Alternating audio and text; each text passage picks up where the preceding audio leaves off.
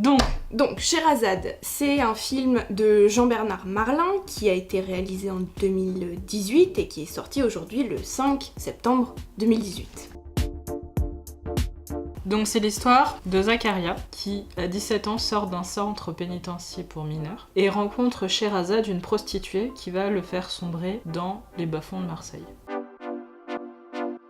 Donc au niveau de ce qu'on peut dire sur le scénario, ce qui m'a marqué notamment, c'est qu'il y a un vrai schéma narratif. Donc voilà, avec la situation initiale, l'élément perturbateur, les péripéties, l'élément de résolution et la situation finale. Enfin, c'est pas exactement comme ça, mais c'est... Il y a une continuité. Voilà, on a un vrai récit, une vraie continuité, une vraie histoire. Et en fait, moi ça m'a marqué parce que c'est un drame et c'est un film indépendant. Et c'est vrai que dans ce type de film, d'habitude, on a assez peu de schémas narratifs aussi construits. Enfin, on a une vraie progression scénaristique. C'est pas un film qui est construit comme une tranche de vie, comme c'est souvent le cas dans les drames indépendants, où on va nous montrer juste telle partie de la vie de ces personnages-là. Là, voilà, on a vraiment un début avec une évolution, une progression et une fin. À la fin, on a une résolution et on a une vraie fin. On n'est pas dans le vague comme on est souvent à la fin de ce type de film. Ce que j'ai pu remarquer notamment, c'est que cette progression, elle se fait beaucoup à travers l'évolution des personnages et du coup, ça fait progresser le récit, notamment par l'évolution de leurs rapports entre eux, de leurs relations. C'est pas des éléments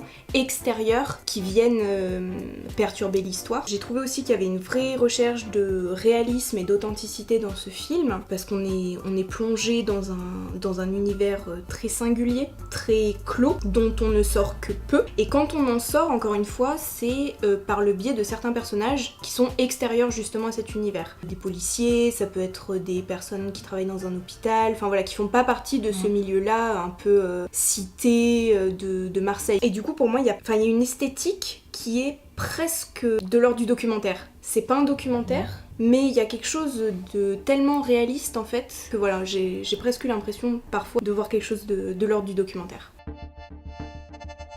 Ouais, c'est une esthétique qui est renforcée par la mise en scène qui se base sur un rythme très rapide. On a beaucoup de changements de lieux, on est sur une esthétique du mouvement perpétuel. Et même dans les lieux clos, qui sont assez nombreux, l'immobilité n'est pas présente. Les discussions finissent en général en bagarre. Le personnage, surtout le personnage principal, ne tient pas en place, il passe son temps à bouger, il passe son temps à se battre, il passe son temps à crier. Il y a des va-et-vient perpétuels et le seul critère d'immobilité, l'immobilité est définie en général par une figure d'autorité. Donc ça va être un juge d'instruction, ça va être une éducatrice, ça va être un personnel hospitalier. Il n'y a pas d'arrêt. À part sur une scène très très longue qui se passe dans un tribunal qui est l'une des scènes phares du film, il y a un rythme effréné tout au long du film.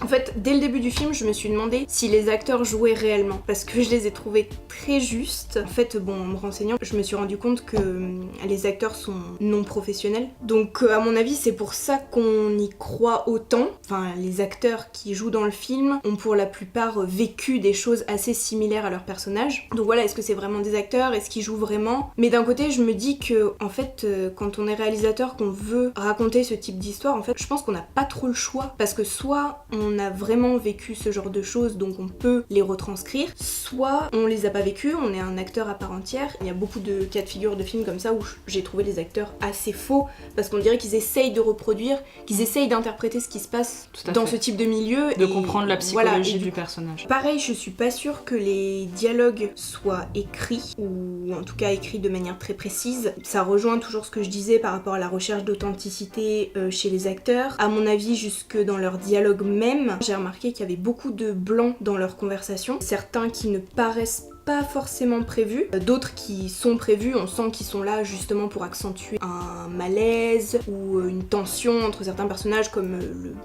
le but du blanc en fait, mais certains sont là, on sait pas trop pourquoi, sont pas forcément justifiés, alors que la plupart du temps dans des dialogues très écrits de films, il n'y a pas de blanc quand il n'y a pas nécessité d'avoir un blanc. Moi j'ai eu parfois l'impression d'assister à des vraies conversations en fait, comme des vrais êtres humains ont, certains personnages qui vont se parler les uns par-dessus les autres, qui vont parfois se répéter aussi, voilà, donc il y a une espèce de naturel dans la conversation. Et aussi au niveau du jeu, comme tu disais, il y a beaucoup de mouvements chez les acteurs, et ça non plus je pense pas que ce soit écrit, parce que c'est dur pareil dans son mouvement, dans son jeu de mouvement, d'être juste sans paraître perturbant aux yeux du spectateur. C'est un personnage qui a besoin de liberté et qui se débat dans le film du début à la fin, de toute manière. Oui, c'est ça. Puis ça rejoint l'esthétique de l'enfermement aussi. Tout à fait. Les personnages ont beaucoup de mal à communiquer entre eux qui est blanc ou pas blanc, et ça reflète vraiment le fait qu'il n'y a pas d'échappatoire. Tous les personnages sont dans cette difficulté de communication entre eux, ils ont pas grand chose à se dire. Tout ce qu'ils se disent en fait, c'est par le biais de bagarres, de disputes, perpétuellement. Et en fait, il ne nous reste plus que l'environnement en fait du film pour voir ce qu'on a à dire sur ces personnages, pas tant en termes d'histoire, parce que finalement on sait pas grand chose d'eux, il y a rien qui nous est expliqué en termes d'historique des personnages. C'est vraiment l'environnement qui va parler pour eux, l'environnement dans lequel ils se trouvent, dans l'environnement dans lequel ils bougent, et l'environnement tel qu'il est filmé. On va avoir 3 personnages fondamentaux qui vont être creusés plus par l'environnement que par l'histoire. C'est le personnage donc de Zach, le personnage principal, le personnage de Sherazade et le personnage de la mère de Zach. Cette mère qui est absente dès le début du film alors qu'elle devait venir chercher Zach dans le centre pénitentiaire pour mineurs, ne vient pas, c'est l'éducatrice qui le récupère. Donc c'est une mère qui est déjà absente dans la narration et qui va être par la suite absente dans le champ. À un moment donné où Zach va aller la voir et où elle va être perpétuellement cachée par des éléments du décor, par une porte, par son fils, par son compagnon, et où elle est censée apparaître, elle va apparaître en contre-jour dans un miroir, perpétuellement cachée finalement, absente jusque dans la scène. Il y a le personnage de Sherazade qui est lui plutôt identifié par un système de lumière et symbolisé par ce petit lapin lumineux avec lequel elle dort. C'est un personnage très complexe parce que ça va être tantôt cette femme qui va vendre son corps, cette prostituée, qui va avoir des rapports sexuels qui vont l'ancrer dans ce personnage de femme, et tantôt cet enfant qui va sucer son pouce avec son petit lapin lumineux dans son lit. Et on va avoir aussi le personnage de Zach. Et s'il n'est pas défini par cette communauté dont il va être rejeté peu à peu, n'est plus défini par grand chose, sinon par ce petit thème musical de l'été de Vivaldi qui va retentir de temps à autre. Et en fait, ce qui est important dans les personnages dans ce film, c'est qu'il y a un équilibre entre les différents personnages qui vont faire que, pour reprendre un dicton célèbre, le malheur des uns fait le bonheur des autres. C'est-à-dire que le personnage de Zach va démarrer selon une certaine élévation et sort du centre pénitentiaire. Il va rencontrer Sherazade, qui est donc une prostituée. Et le malheur de l'un va dépendre du bonheur de l'autre. Et il va y avoir une espèce de balance et d'équilibre qui va se faire, de telle sorte que, au fur et à mesure, Sherazade va réussir ses objectifs, tandis que Zach va de plus en plus s'enfoncer dans cette routine infernale.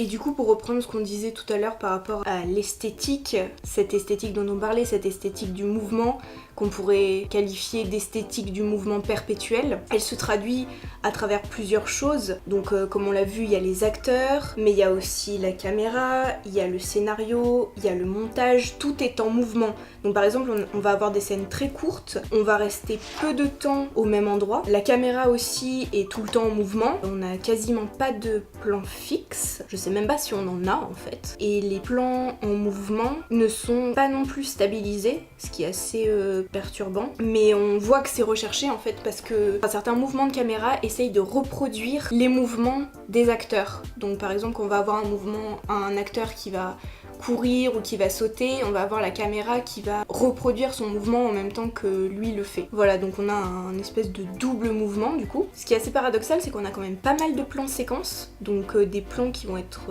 parfois très longs, sans coupure. Et ces scènes-là, à mon avis, je pense qu'elles sont très travaillées, mais pourtant elles semblent assez authentiques, comme si en fait le réalisateur avait sa caméra en main et laissait faire ses acteurs en cherchant simplement à capter l'instant en fait, comme si la scène était tournée qu'une seule fois. Je pense que les scènes sont très écrites et très travaillées, mais on dirait qu'elles sont assez spontanées en fait, autant dans la manière de les jouer que dans la manière de les filmer. Ensuite, on a beaucoup de gros plans. On a peu de plans d'ensemble, on en a certains, donc je rappelle, les plans d'ensemble c'est plus pour contextualiser des scènes, les gros plans c'est plus pour montrer les émotions d'un personnage. Ça me donne l'impression que le réalisateur il veut pas se cacher en fait. Dans d'autres films, à travers les plans d'ensemble ou des plans très courts, on essayait un petit peu de cacher la pauvreté du jeu d'acteur ou la pauvreté scénaristique ou la pauvreté des émotions. Et là du coup pour moi le fait qu'il montre vraiment des plans très longs et parfois des très gros plans, ça montre qu'il veut pas se cacher. Enfin moi c'est comme ça que je l'ai compris en tout cas. Ensuite au niveau de ce qu'on disait par rapport à la lumière, il y a une vraie esthétique du jaune. Moi j'ai trouvé, le film est très jaune. Il y a un travail très minutieux de la lumière. On va avoir une lumière qui va être souvent très saturée dans un univers très souvent nocturne, puisqu'on est dans l'univers de la prostitution, donc il y a beaucoup de scènes qui se passent de nuit. Donc on va avoir les phares, les lampadaires et d'autres sources de lumière qui sont travaillées très bizarrement, on dirait que ça irradie et du coup ça casse un petit peu tout ce côté réalisme dont on parlait avant. Il y a un côté un peu étrange qui sort un petit peu de la fiction en fait.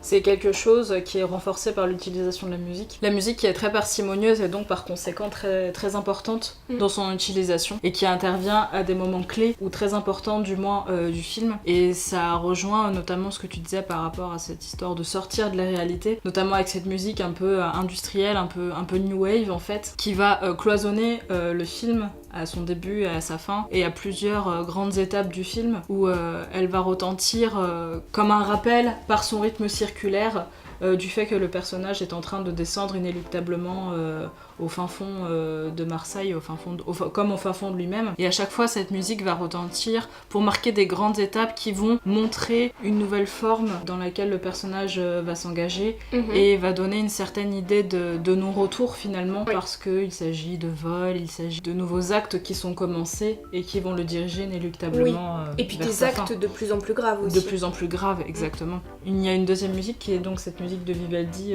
ce mouvement de l'été, qui elle va retentir uniquement par rapport au personnage de Zach et qui va devenir peu à peu au fil du film comme un thème finalement pour ce personnage et qui elle va être attachée plus au sentiment du personnage, tant et si fort qu'elle va réussir à appeler à un moment donné dans le film le personnage de Sherazade qui lui manque, jusqu'à le faire apparaître, l'invoquer dans le chant, de telle sorte qu'on ressente réellement physiquement sa présence, de telle sorte qu'en fait la musique devient le seul moyen peut-être de libération dans ce cycle d'enfermement, de telle sorte que la seule liberté possible est celle de l'esprit finalement.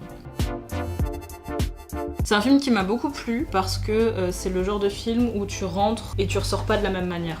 C'est quelque chose d'intense qui va pas laisser indifférent.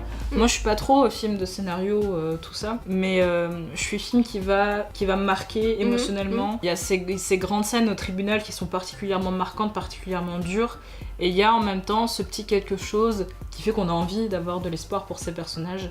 Et tu les prends au départ et t'as envie de les suivre jusqu'à la fin. Oui. Moi j'ai eu du mal à m'attacher au personnage principal au début, vraiment il m'insupportait. Ah, il est particulier. Hein. Mais j'ai fini par m'attacher à lui quand même, et à la fin, lui on sent il a une vraie progression. Ouais, il a une évolution notable, ouais. Ouais, et cette scène, enfin la scène du dilemme, je vais pas raconter, mais cette scène où il doit choisir entre deux voies qui vont être décisives pour son avenir. Tout à fait. Cette scène, je l'ai trouvée vraiment très poignante et là j'étais vraiment à fond avec lui quoi. Ouais. Mais j'ai beaucoup aimé aussi. Je m'attendais pas à aimer. Franchement, j'y suis allée, je me suis dit, oh, ça va me saouler. Mais en vrai, j'ai vraiment aimé. Et je pense que j'ai particulièrement aimé grâce à la construction scénaristique. Parce que justement, souvent, ces films, je vais pas dire sont pas construits, mais il n'y a pas de vraie progression, de vraie évolution. Ou parfois c'est des films qui nous font un peu des feintes dans leur évolution. T'as l'impression qu'à un moment le personnage va s'en sortir et puis en fait non, il retombe et à la fin en fait il est au même endroit où il était au début et il s'est passé des choses mais en fait il n'y a pas eu de réelle évolution, il n'y a pas eu de réelle progression. Et là j'ai vraiment aimé parce qu'il y a une vraie progression, on la sent pas tout de suite, je trouve qu'elle se met pas en place dès le début. C'est un engrenage qui va se mettre en place, mais après, on la et qui va aller de plus en plus vite. Voilà, c'est ça. Ouais, et ça j'ai vraiment aimé quoi. Il y a une vraie histoire et une vraie construction avec un début, un milieu, une fin quoi. Et non, c'est pas courant dans ce type de film, et je trouve que ça marche vraiment bien. Ça nous raconte une histoire, mais tout à fait. Voilà, ça raconte pas une tranche de vie de quelqu'un, mais vraiment voilà une histoire d'un film en fait. C'est un film à voir.